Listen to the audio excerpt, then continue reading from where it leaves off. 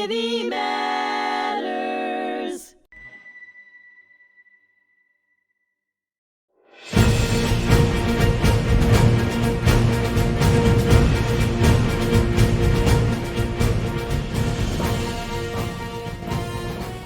Welcome back here to our second episode on the fog of war and humanity here on HMTV.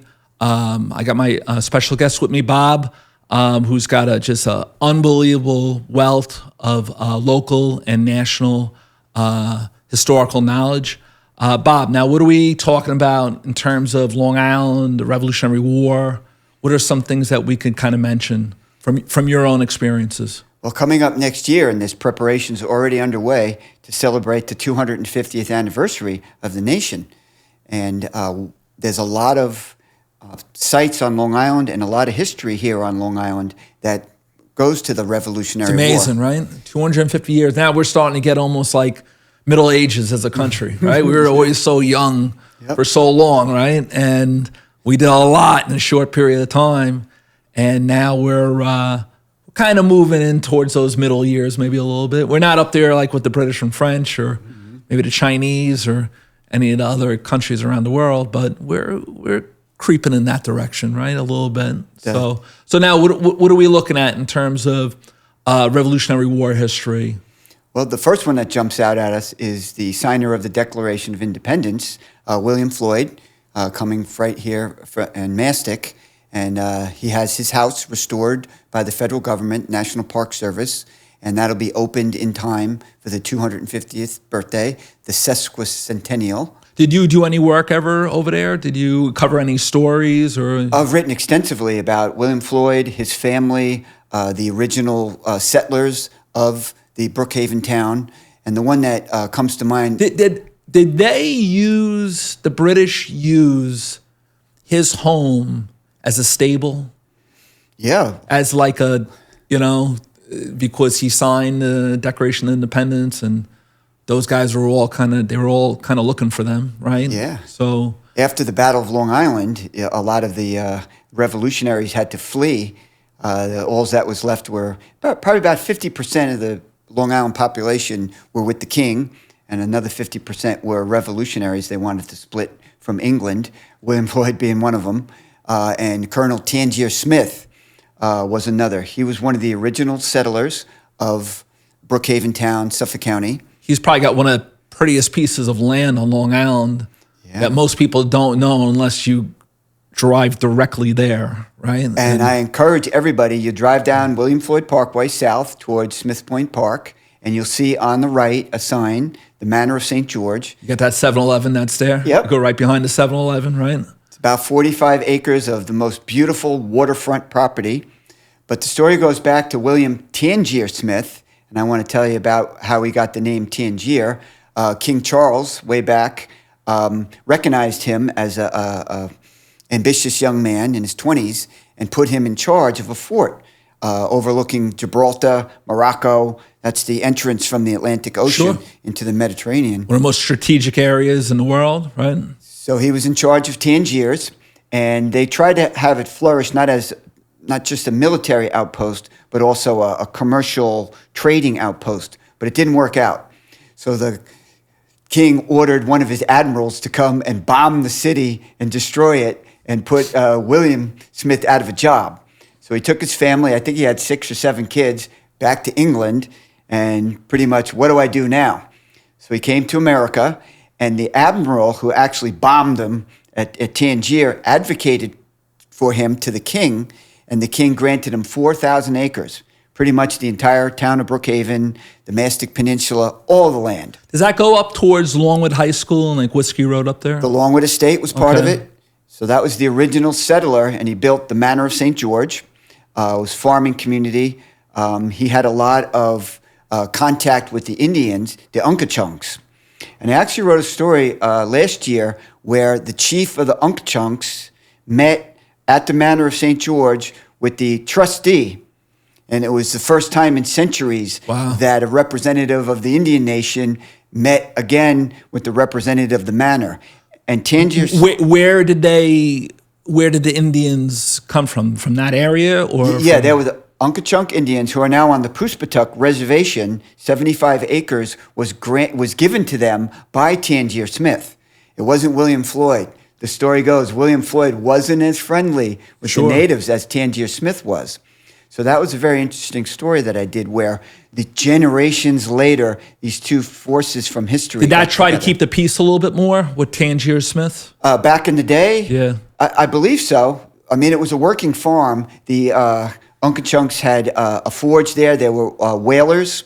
Whaling was huge on Long Island back then, I guess, when you had more whales before they hunted them almost to extinction. We got what? Cold Spring Harbor, Sag Harbor, you know, other towns as well, right? Yeah, and here, the Unkachunks played a big role in it.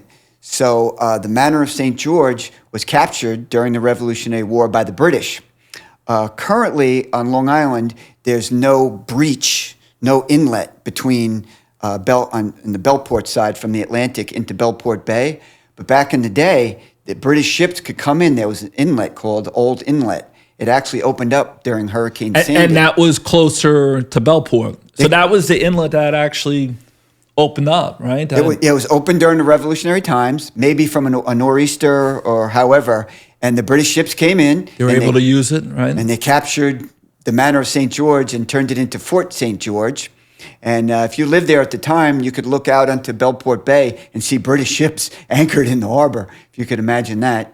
Supply ships and everything, right? Absolutely. So they built an outpost there, and some of the Long Islanders who fled after the Battle of Long Island, Colonel Tallmadge being one of them, went to Connecticut, and he wasn't too happy about the British occupying. Yeah, Benjamin Tallmadge. Yeah. Yep. So he put together a bunch of whalers on whaleboats, and a company called the Dragoons got up, late one night, sailed across Long Island Sound, landed at Mount Sinai, marched the width of Long Island. Yeah, they called it a violent storm. I think they slept under their boats when they arrived. Which was probably the worst thing they could do, because you just want to keep on moving. You're in the middle of loyalist country, and and it stalled them. Instead of surprising them at night, they marched the width of Long Island and surprised the British.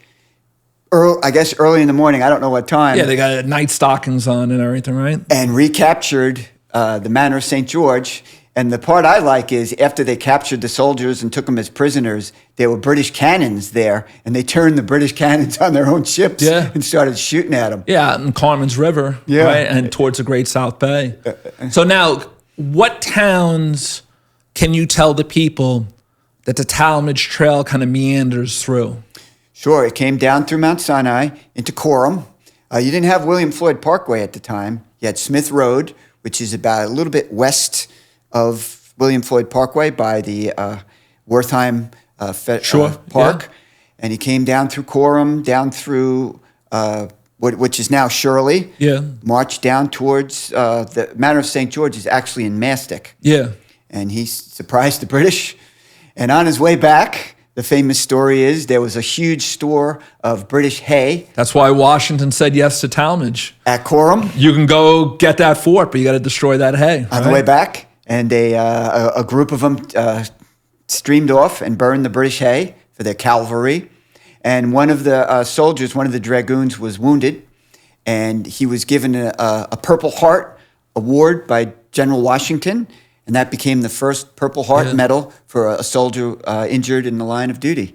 There's a couple of things there. One is the Purple Heart, because of what we've seen since 9/11. Iraq, Afghanistan, special forces all over the place. Our American military forces in Europe and major area all over the world. And how, important that medal is. The second thing is interesting to look at is Tallmadge. Mm-hmm. He's a Long Island boy, Setauket. He knows that area. It's possible that he knew Mount Sinai. It's not, he knew the trail. He knew the trail. He could ride a horse. He could do these different things in terms of mobility. And when he goes down to the Manor of St. George, you kind of wonder, he's looking around at his home that's been captured by the British from, 1775 to 1783. I mean, that's one of the last places that they actually say goodbye to at the end of the war is where we live. And you got to wonder with Tallmadge saying, I know I'm only here for so long, but that looks familiar. This trail looks familiar, right? I mean, he knew the island. He knew the island, and he just was not just another officer. He was Washington's right-hand man when it came to intelligence, and then later John Andre, right, with Benedict Arnold, where he kind of spoke up on Andre's behalf and said, hey, he's a soldier. We're not happy what he did with West Point and Benedict Arnold, but he's doing what he thinks is his duty. Yeah. And they actually liked John Andre, which is interesting. And then another side of the coin is his classmate was Nathan Hale, at Yale. So there's a lot of different dynamics, and Tallmadge is always probably that figure that like not enough is written about, right? Yeah. And it's probably by design because those guys don't want anything written about them. Right? Yeah, and he must have had some righteous indignation, the fact that the British were occupying his home turf, and he came down to that he could see across from Connecticut, and you have a sense of fury that I'm sure was in him. And now, so what could you say about the burning of the hay? So it wasn't Tallmadge himself. He sent a detachment. He sent the riders, right? Yeah, and it was the British, they operated on cavalry. I'm sure that gave him a huge advantage, but you have to feed the horses. Yeah. And he stopped by, and they lit it on fire. I'm sure it went up pretty quick. Yeah, I had a professor once say to me that you could see the smoke almost as far west as Hempstead and as far east as the Hamptons. I don't know how accurate that is, but there's areas on Long Island where you could see a huge distance away. Of course. I remember 9/11 going down by where Jake 58's is now and then being able to see the smoke from the city. From the ocean, you could see it. Yeah, so you could see, across the island at certain spots there. Yeah. So now, what do you think those British soldiers were thinking? It's easy duty. They're in the middle of Long Island.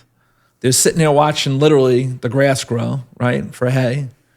And then you see these, wild colonists, dragoons that want a piece of you now, right? They were surprised. I'll give you that. So, and then where do they go after that? They got back on their whaleboats, headed back across. I'm sure they came back into Washington's army and engaged in other areas. One famous one is Colonel Benjamin, he's buried, I'm trying to remember his name, in Mastic, Nathaniel Woodhull.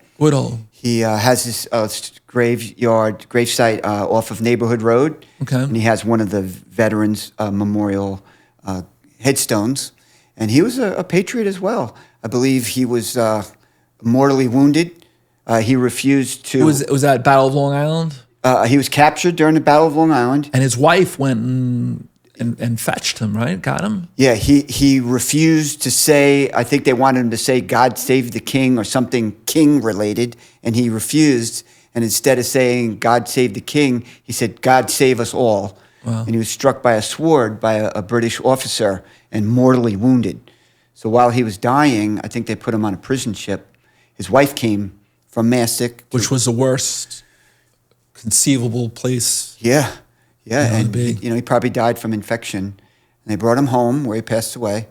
And his gravesite is still there. That'll be one of the highlights in the 250th anniversary celebration. Those prison ships were still operational until the very end of the war, Yeah.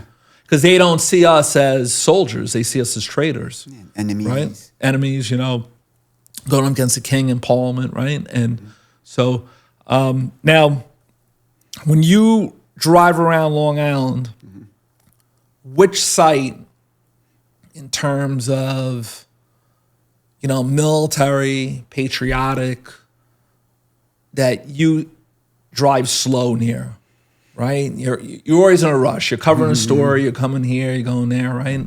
Trying to beat some of the traffic. But what is a site that you like to see, that you enjoy driving by it? Well, a couple come to mind. A friend of mine had a home in Setauket, colonial era home that he restored. And as they were dismantling the newer fireplace down to the wood of the old fireplace, they found markings from British soldiers who were quartered in that home. Wow. Back in the day. And that was one of the grievances by the colonists. It's a modern day Third Amendment, right? So no quartering of soldiers, right? So they were soldiers quartered in that home. Yeah. And I was able to look at the drawings. They're preserved. And then there's the Caroline Church in Setauket. Still has bullet holes in it from muskets from the Revolutionary War.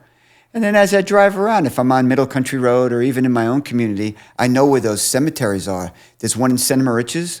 In Mauritius, the Smith family has... And that's Tangier Smith? Related. Or related, right? Sure, and there's Revolutionary War headstones there. And Tangiers has a funeral plot, right, on their property at the Manor of St. George, I think it is. Is it like TS or something like that, the lettering at the gravesite? It's either T or S or something along those lines. Sure. His family is buried in a small cemetery there. The last remaining Smith was Eugenia Smith. She died in 1955. She was the last direct heir. Wow. And her will stated that the property be maintained for perpetuity for the residents of Brookhaven. Wow. So they had an endowment, and it's being managed. You can go there. It's open. They have tour dates, and it's inside the house is turned into a museum. And you'll see a lot about the background of Tangier Smith, the Revolutionary War. It's pretty wild because you go behind that 7-Eleven, and at least when I was there, it was like a dirt road that you went down, and you had all these, acres of land, of trees and everything. And then you went out to the house, and everything just opened up. The water's right there, right? I think there's a couple of cannons or something there. Yeah, there's two War of 1812 cannons there. Yeah. And it's just unbelievable. Amazing sight. It gives you a real feeling of Long Island history. So, all right, we're gonna come back with Bob for our third episode here on the Fog of War and Humanity on HMTV. We really have a wealth of local and national knowledge with us this evening. Please return back.